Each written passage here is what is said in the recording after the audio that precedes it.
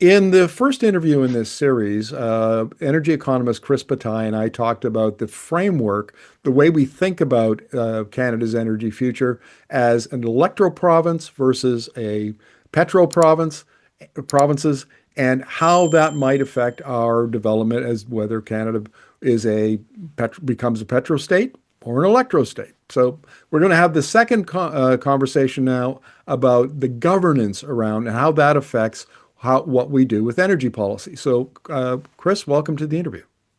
Oh, great to be here, Markham. This is really interesting because in other states, China would be one, Norway would be another. The central government, the national government, plays such a big role in energy policy, but that's not the case in Canada at all, is it?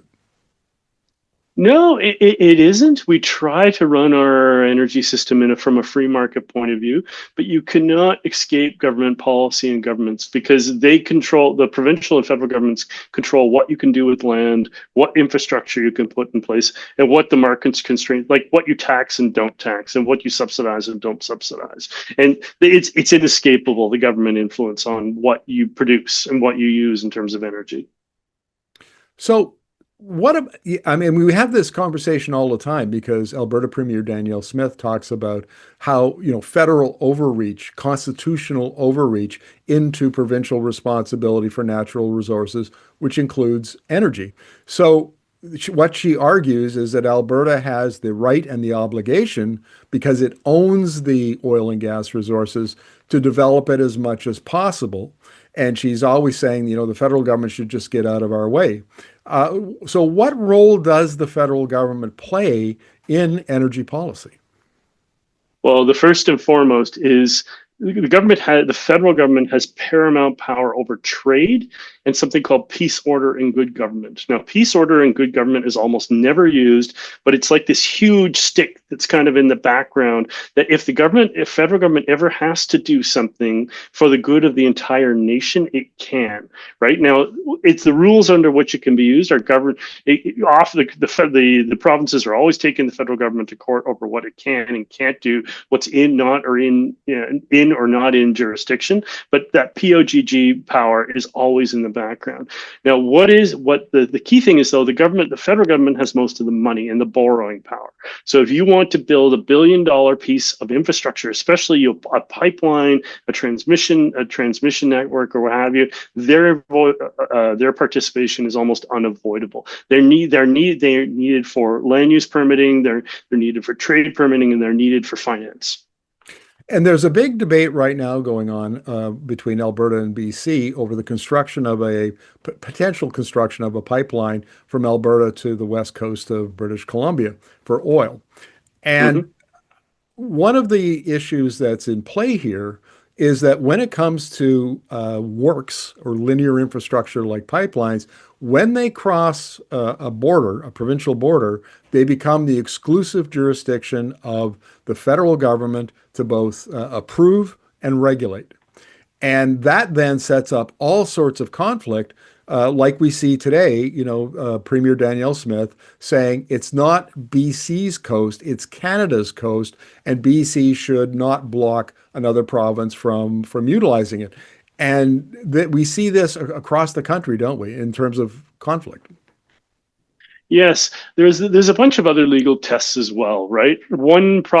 A given jurisdiction cannot be, if they're overridden for whatever reason, if their desires are overridden, it has to be in the least damaging and the least sort of conflict generating way possible. That's actually a legal principle within all of this, right? So BC's, the First Nations have to be considered. They have to be consulted, right? BC has to be consulted. The federal government can't just drive something through. They have to consider both. And it gets subtended down to the National Energy Board. It gets sent to the energy regulator, and the federal government plays a role in all of this. So it's all, as with everything in Canada, it's always a complex triangle of things. Let's talk about the proximity to the US, because the decision was made, 50, 60 years ago to basically integrate the Canadian and American oil and gas industries. So in Canada, you basically extract the raw oil and gas, you put it in a pipeline, you send it down to the United States. And that has a tremendous influence on how the national government can or can't influence the regulation of and the development of the industry. No, absolutely. And this is the interesting thing, right? Like if Alberta was trying to do Keystone XL again, as Mark Carney just proposed, that would probably go ahead right now. It wasn't us that blocked it, it was the Americans. The Americans would probably approve it this time around, right? Which is a really odd flip from about 10 years ago, right? Whereas BC is fighting this tooth and nail, and we'll fight it to the nth degree, both for its own reasons and for the various stakeholders within British Columbia. As soon as it crosses, as soon as a pipeline leaves Alberta going west or going south or going east, the federal government becomes involved, and especially in the case of it going down into the U.S. And what about climate? Because for the last 10 years, even with the Stephen Harper conservative government from 2006 to 2015, climate policy at least got, a bit of, put down some roots, let's put it that way. And then with the election of Justin Trudeau and the Liberals in 2015, then we saw a real explosion of climate policy. And boy, did that lead to a lot of conflict with provinces led by Alberta, of course. Yeah, it's interesting. Like the oil sands are a high emitting source of oil, right? Sometimes the whole language around carbon bombs and everything is a little bit too much, right? Because it's actually fairly low fugitive methane, but quite high combustion. And if you add that all up globally, it's high, but not terribly high.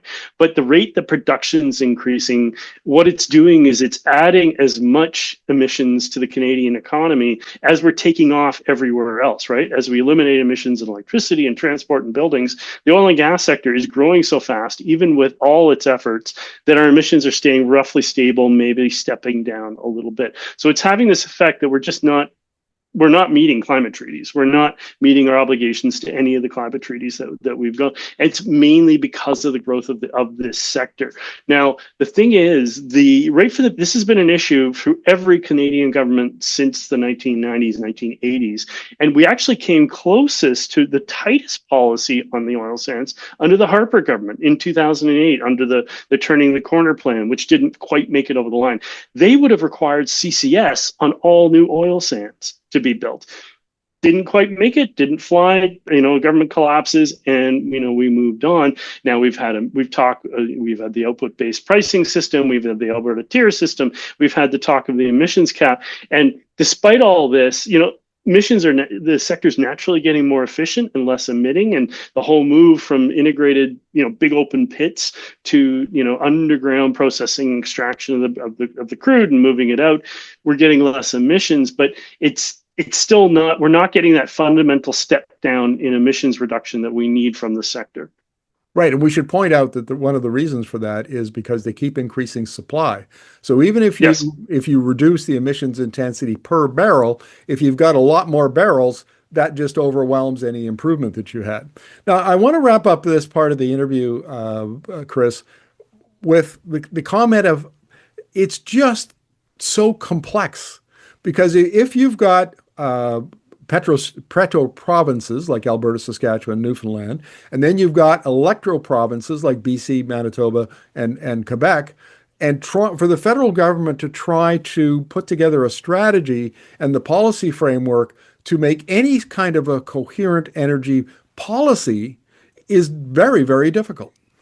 Yeah, and it always has been difficult. We've had a number of almost constitutional crises over exactly these questions. It's federal, provincial jurisdiction over energy, the whole national energy plan in the 70s and 80s and what have you.